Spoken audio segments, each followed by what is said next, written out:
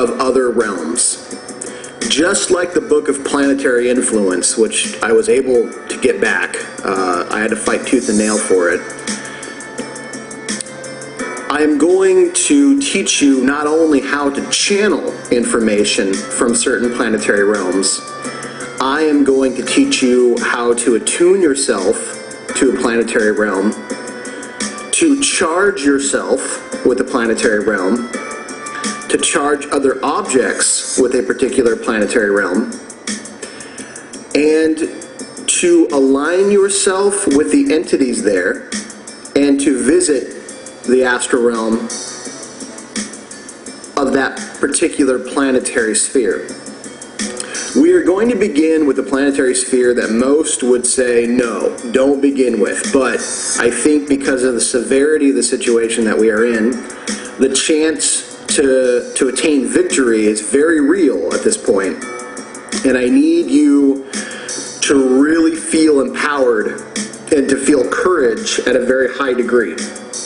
So, I am starting this process with the planetary realm of Mars.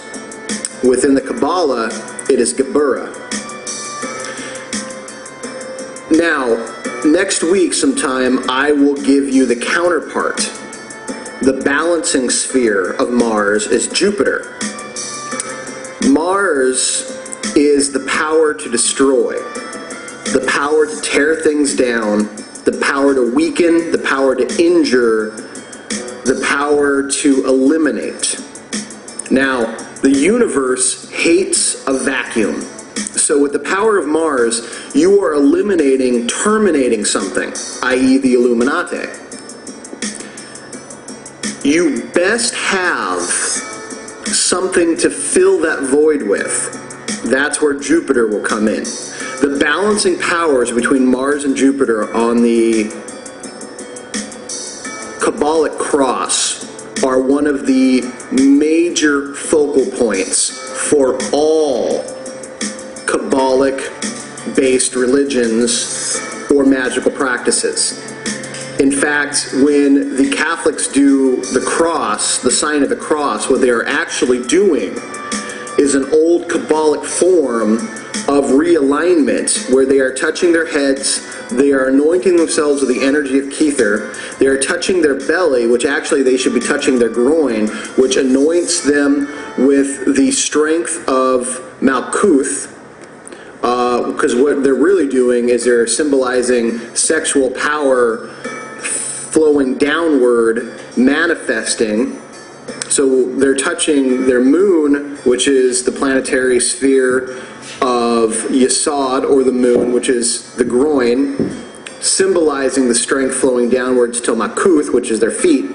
Then they touch their right shoulder, which is Geburah. Make the sign of the cross, so it crosses the path of Tipperoth, which is the Christ energy in the sun, and move over to the left shoulder, which is Jupiter.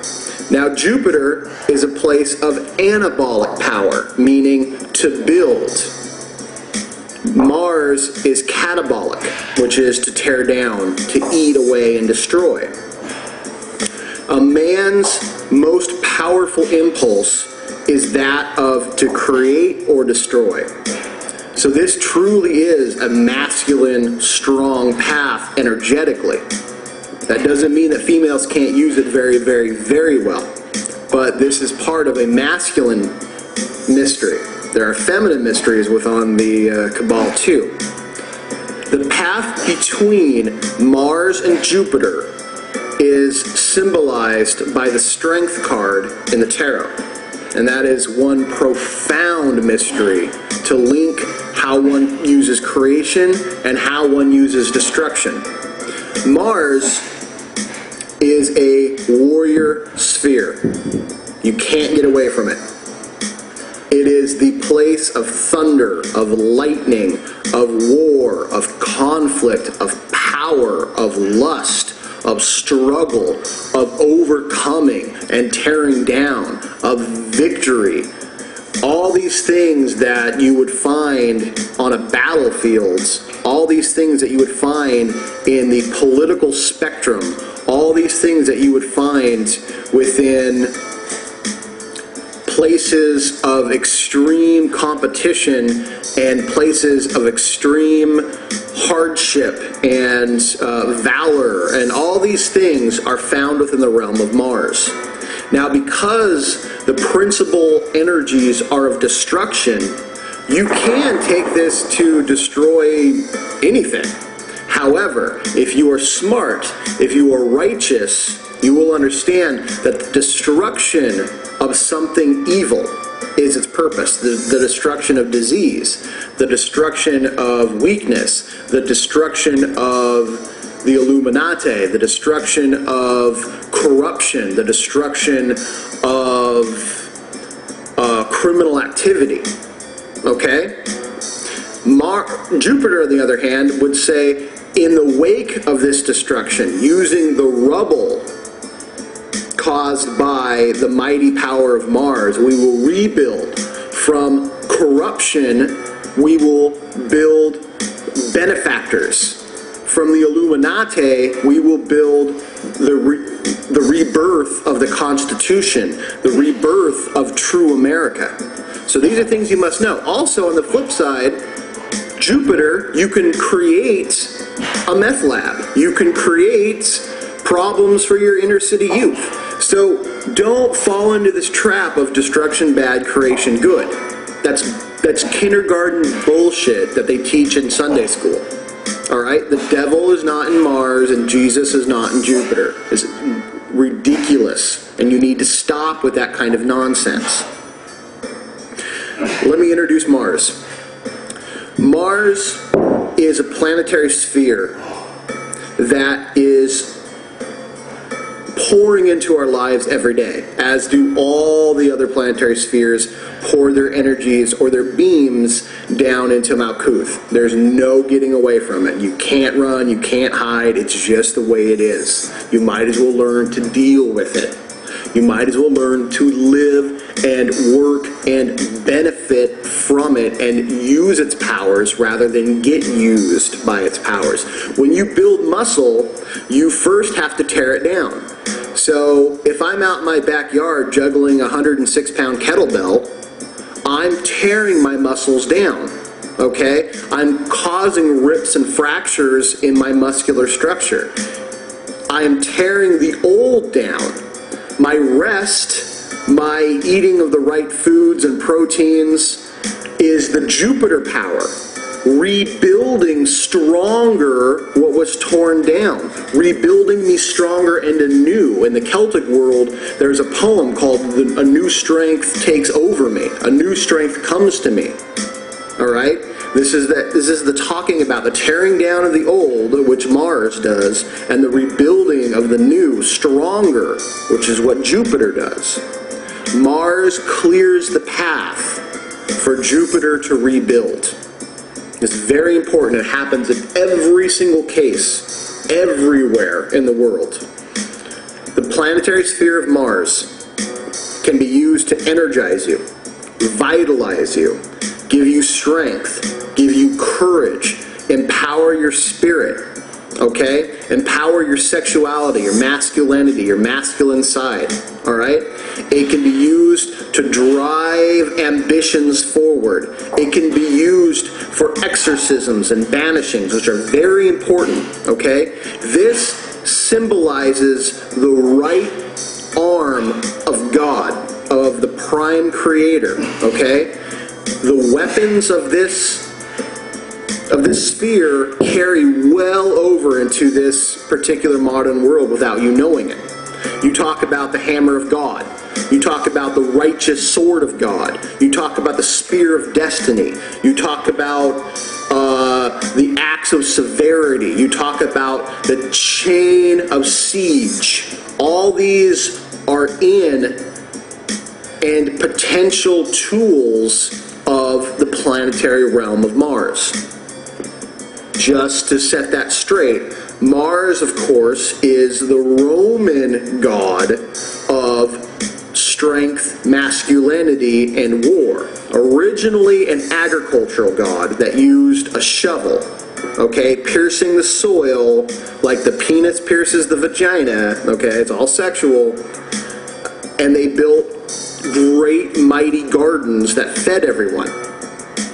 Pretty soon, other wandering tribes began to notice those gardens and say, ooh, we want that. So the men had to defend their gardens. So they shaved parts off their shovel to become sharper, so it became a spade. So now they could both dig and defend. And as Rome grew and as the corruption grew, that spade was shaved down once more to become a spear. So instead of going forth and building their gardens and defending it, they marched on that of others. This power can overwhelm people very, very quickly. That's why when working with it, I want you to begin also working with planetary Jupiter to balance you out. In Jupiter, you have the wise king. In Mars, you have the great warrior. Both have to balance each other out.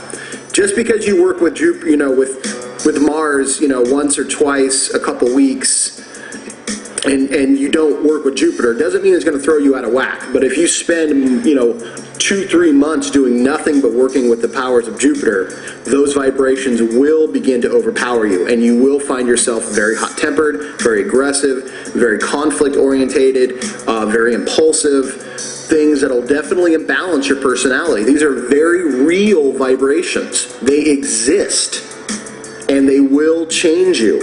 You are drawing those energies into you, and if they're not balanced out, you will become unbalanced. And then that's when the real trouble can occur. Because imbalance, the unbalanced, is evil. On the tree of life in the Kabbalah, each sphere has its own check and balance system. On the Qulap, the only real difference between them is that there is no checks and balances in each of the planetary spheres. They're all extreme, and they very easily, very quickly imbalance the individual. You need to stay balanced. Working with the planetary realm of Jupiter for a bit, of Mars, is not going to hurt you. Okay? It's actually going to empower you and probably restore a lot of your imbalances by giving you fresh vitality and power first. Something for you to think about. I want you to very much begin working with the sphere. Something else that I need to mention. Humans are meant to be balanced. Okay? We cannot live in totalities. The spirits of all the other realms and the Mars realm live in totality of the Mars energy. You are not built to do that. You can't do that. Your spirit will fracture. You can't do it.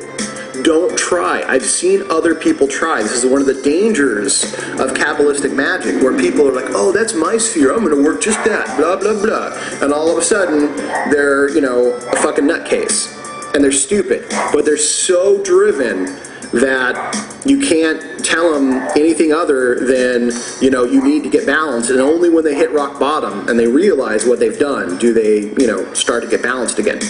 So, Mars sphere is one of my favorite places, but I know and I have learned to absolutely love the sphere of Jupiter.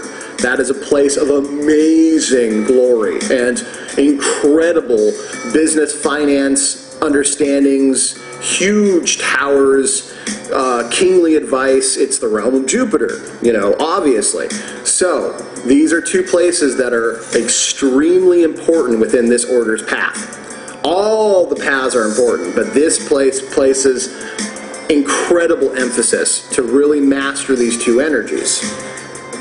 The entities that are going to be there are entities like Hercules, like Mars, of course, he's going to be there. The angels are Samael and Kamael. These are there's other angels there too, but these are two very prominent angels. You also have the god of that realm, which is Elohim Gabor. And this is a god that is a wild, highly muscular,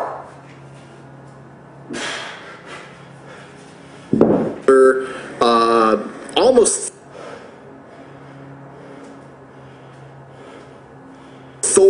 looking individual with a lightning sword and rides a mighty chariot pulled by dogs of war. No entities mess with Elohim Gabor, and I've heard tale that him and Thor are pretty tight. It makes a lot of sense to me. I'll come back and do part 2.